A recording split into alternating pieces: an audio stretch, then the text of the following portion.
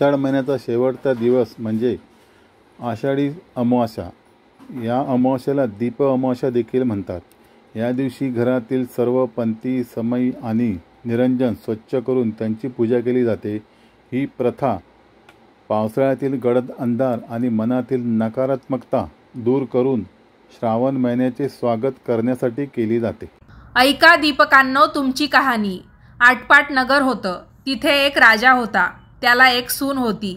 एक दिवस तिने घरातला पदार्थ चोरून खाल्ला आणि उंदरांवर आळ घातला आणि आपल्यावरचा प्रमाद टाळला. इकडे उंदरांनी विचार केला की हा आपल्यावर उगाच आळ आलेला आहे, तेव्हा आपण हिचा सूड घ्यावा. म्हणून सर्वांनी विचार केला. रात्री तिची चोळी पाहुण्यांच्या अंथरुणात नेऊन टाकली. दुसऱ्या दिवशी तिची फजिती झाली. सासूदिरांनी निंदा केली. घरातून तिला घालवून लावली. तिचा रोजचा नित्यनेम रोज दिवे घासावे, तेलवात करावी, दिवे स्वतः लावावेत, खडी साखरेने त्यांच्या ज्योती साराव्या, दिव्यांच्या औसेच्या दिवशी त्यांची चांगली पूजा करावी आणि चांगला नैवेद्य देखील दाखवावा. ती घरातून गेल्यावर हे सगळं बंदच पडलं. पुढे अमावस्या आली आणि अर्थातच तो होता दिव्यांच्या औसेचा दिवस, म्हणजेच काय आषाढ महिन्याचा सगळ्यात शेवटचा दिवस.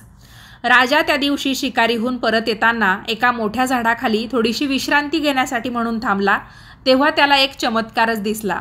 आपल्या गावातले सर्व दिवे अदृश्य रूपाने झाडावर येऊन बसले आहेत व कुणाच्या घरी आज काय काय जेवायला केलं होतं, कशी पूजा मिळाली वगैरे त्यांची आपापसामध्ये चर्चा किंवा एकमेकांची चौकशी चालली होती. सर्व दिव्यांनी आपापल्या घरची घडलेली हकीकत सांगितली. शेवटी राजाच्या घरचा दिवासुद्धा आपली हकीकत सांगू लागला. बाबांनो, काय सांगू, मी या गावच्या राजाच्या घरचा दिवा. दरवर्षी सर्व दिव्यांमध्ये मी मुख्य असायचो, पण यंदा माझ्यासारखा अभागी दिवा कुणीच नसेल. मला फार कष्टांमध्ये दिवस काढावे लागत आहे. त्याला कारण असे, राजाला एक सून होती. तिने एक दिवस घरातला पदार्थ चोरून खाल्ला व प्रमाद टाळण्यासाठी उंदरांवर आळ टाकला. इकडे उंदरांनी विचार केला की आपल्यावर हा खोटा आळ घातला आहे, तेव्हा तिचा सूड घ्यावा.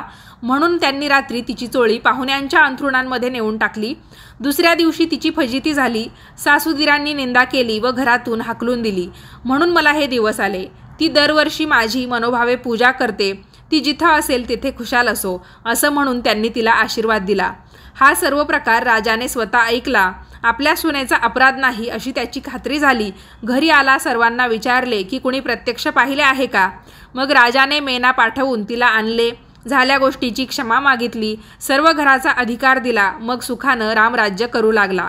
तर जसा दीपक तिला प्रसन्न झाला आणि तिच्यावर आलेला खोटा आळ टळला, तसा तुमच्या आमच्यावरचा टळो. अशी ही 60 उत्तरांची कहाणी 5 उत्तरी सुफळ संपूर्ण. आता आपण दुसरी कथा ऐकूया. तमिळ देशाच्या पशुपती शेट्टी नावाच्या श्रेष्ठीला विनीत आणि गौरी अशी 2 मुलं होती. लहानपणीच दोघांनी असं ठरवलं होतं की गौरीला ज्या मुली होतील त्या तिने विनीतच्या मुलांना द्याव्या. पुढे गौरीला 3 मुली झाल्या, पण योगायोगाने विनीतला सुद्धा 3 मुलंच झाली. गौरीच्या धाकट्या मुलीचं नाव सगुणा होतं. गौरीच्या घरामध्ये जणू काही लक्ष्मीच नांदत होती. परंतु विनीतचे दैव त्याच्या कर्मांनी फिरल्यामुळे तो दरिद्री झाला होता. भाऊ गरीब झालेला पाहून गौरीसुद्धा वचन विसरली व पहिल्या 2 मुलींची लग्न तिनं श्रीमंतांच्या घरात लावून दिली. नंतर सगुणेचा विचार ती करू लागली होती. गौरीने म्हणजेच आईने भावाला दिलेले वचन मोडले. ही गोष्ट ऐकून सगुणेला फार वाईट वाटले. तिने विनीतच्या धाकट्या मुलाशी लग्न करायचं ठरवलं. गौरी तिच्यावर संतापली, परंतु तिनं काही आपला हेका सोडलाच नाही.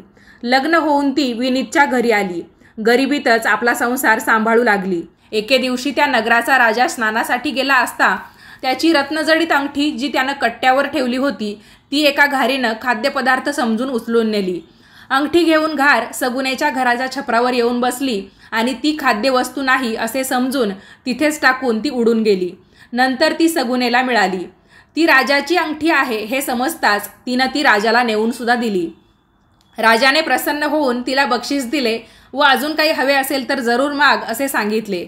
सगुनेने मागितले की फक्त येत्या शुक्रवारी राज्यामध्ये माझ्याच घरी दिवे असावे व दुसऱ्या कोणाच्याच घरात ते दिवे लावू नयेत असा हुकूम काढा. राजाने खरोखर तसेच केले. मग शुक्रवारी सगुनेने सर्व घरभर दिवे लावले. तिने उपवास केला. राज्यात कोणाच्याच घरात दिवे नव्हते. आपल्या दोन्ही दिरांना पुढच्या व मागच्या बाजूला उभे केले व येणाऱ्या सवाष्णबाईकडून परत जाणार नाही अशी शपथ घाल. घरातून मागच्या बाजूने जाणाऱ्या बाईकडून परत येणार नाही अशी शपथ घाल. त्याप्रमाणे त्यांनी केले. अशा रीतीने फक्त लक्ष्मी तिच्याच घरात राहिली व अवदसा घरातून निघून गेली. या घटनेमुळे सगुनेच्या घरामध्ये लक्ष्मी कायमची राहिली व घरामध्ये धनधान्यसुद्धा भरपूर झाले. राज्यातले लोक सगुनेला लक्ष्मीचा अवतार मानू लागले. अशी ही कथा दीप अमावस्येसाठी सांगितली जाते. दीपपूजनासाठी काही नियमसुद्धा लागू आहेत. पाळीचे 4 दिवस सोयर सुतक या दिवसामध्ये पूजन करू नये. मद्यपान, धूम्रपान, मांसाहार करू नये. आणि तुम्हाला वेळच नसेल तर घरातल्या कुणाकडून तरी का होईना ही पूजा तुम्ही करून घेऊ शकता. पंचप्राणांचे निरांजन करुणी, पंचतत्वे वाती परिपूर्ण भरुणी, मोह ममतेचे समूळ भिजवोनी, अपरोक्ष प्रकाश दीप पाजळोती, जय देव जय देव जय निरांजना, निरांजन ओवाळू तुझिया समचरणा, ज्वालान काजळी दिवस ना राती, सदोदित प्रकाश भक्तीने प्राप्ती, पूर्णानंदे धालो बोलो मी किती, उजळो हे शिवराम भावे ओवाळीती, जय देव जय निरांजना, निरांजन ओवाळू तुझिया समचरणा. तर ही प्रार्थना देखील तुम्ही म्हणू शकता.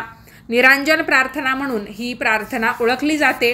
त्याचबरोबर शुभं करोति कल्याणम आरोग्यम धनसंपदा शत्रुबुद्धी विनाशाय दीपज्योती नमोस्तुते हे देखील तुम्हाला म्हणता येईल.